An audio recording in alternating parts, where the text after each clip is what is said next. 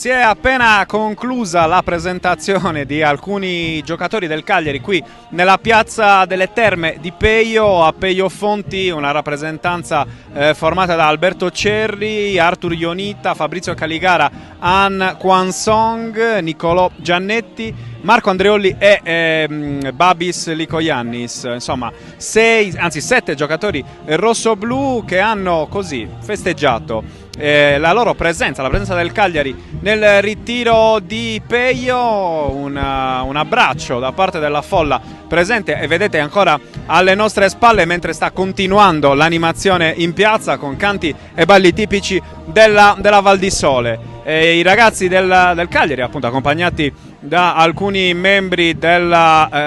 dirigenza della società rossoblù, hanno scherzato un po' tra di loro e soprattutto hanno risposto alle domande dei colleghi che hanno presentato la serata, prima di cimentarsi poi con un ballo tipico della zona, appunto della Val di Sole, dove ci troviamo in questo momento, accompagnati da una band d'eccezione formata da un gruppo di animatori, appunto della Val di Peio, che hanno